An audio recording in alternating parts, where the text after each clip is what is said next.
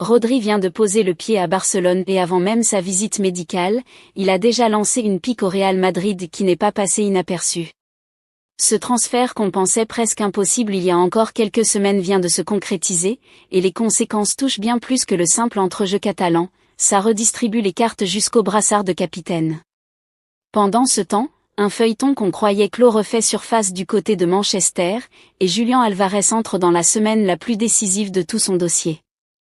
On prend les choses dans l'ordre. Rodrigo Hernández Cascante, c'est son nom complet, mais tout le monde le connaît sous Rodri, vient de débarquer à l'aéroport de Barcelone à bord d'un avion privé. 30 ans, Ballon d'Or 2024, et une signature qui s'annonce comme l'une des plus fortes de l'été catalan. Il doit encore passer sa visite médicale avant de paraffer un contrat de 4 saisons, jusqu'en juin 2030, avec une présentation officielle espérée dès mardi si tout se passe bien administrativement avec Manchester City. Mais ce qui a le plus marqué, ce n'est pas le protocole classique de transfert, c'est ce qu'il a dit en descendant de l'avion, pris d'assaut par les journalistes. Il a expliqué être ravi de rejoindre le club, que ces derniers jours avaient été intenses, mais que jouer pour le Barça représentait un rêve pour lui, et qu'il visait la Ligue des Champions avec sa nouvelle équipe. Le mot « rêve » a fait réagir, et pour cause, pendant des semaines, toutes les rumeurs donnaient son cœur plutôt du côté du Real Madrid, club qui tenait la corde dans ce dossier.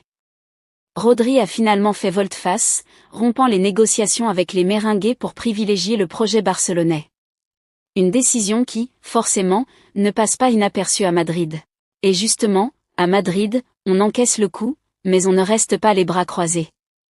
José Mourinho, désormais aux commandes du Real, veut absolument un milieu créatif pour compenser cet échec, et deux noms circulent, Martin Zubimendi, plus vraiment titulaire à Arsenal, et le jeune prodige néerlandais Kees Smith, déjà au cœur d'une lutte entre le Real et le Barça, une fois de plus.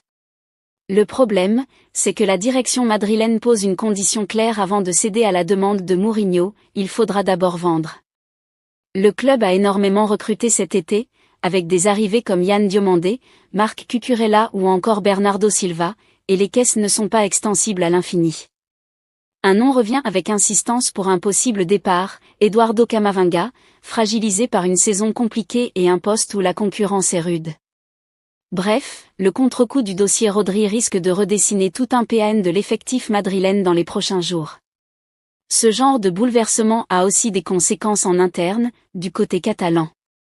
Avec les départs de Marc-André ter Stegen, prêté à l'Ajax, et de son vice-capitaine Ronald Araujo, filé vers Liverpool, la voie semblait toute tracée pour que Frenkie de Jong hérite du brassard. Mais le Barça a tranché autrement, c'est Rafinha qui portera les couleurs de capitaine dès la saison 2026 à 2027, selon ESPN Brésil.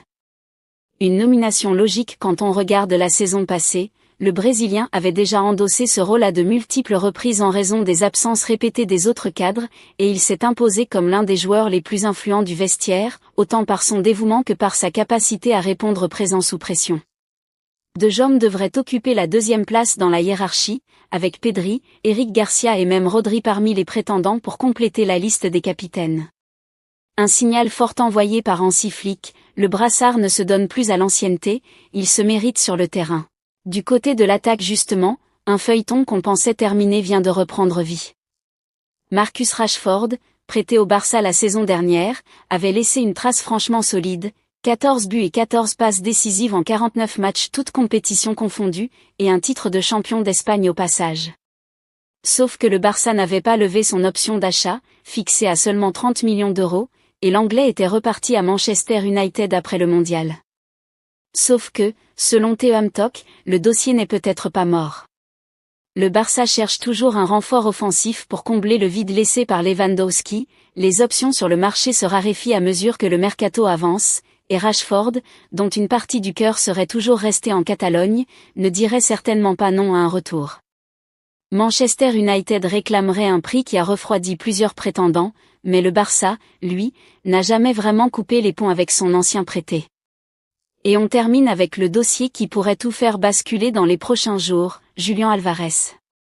Le Barça continue de miser sur l'Argentin comme priorité absolue pour son secteur offensif, mais cette semaine est présentée comme décisive. Le club attend qu'une rencontre ait lieu entre Álvarez et la direction de l'Atlético, où l'enjeu est simple, voir le joueur pousser lui-même pour son transfert et débloquer enfin les négociations. Mais la patience catalane a une limite. Si rien ne bouge dans les prochains jours, le Barça abandonnera purement et simplement cette piste pour se tourner vers un plan B déjà identifié, et les noms qui circulent ne sont pas anodins, Víctor Gyökeres et Lautaro Martinez, deux attaquants de calibre européen. Autrement dit, tout dépend désormais d'un seul homme et de sa capacité à convaincre son propre club de le laisser filer. Et vous, si Julián Álvarez ne se libère finalement pas, vous préférez voir débarquer Gyökeres ou Lautaro Martinez en pointe de l'attaque barcelonaise?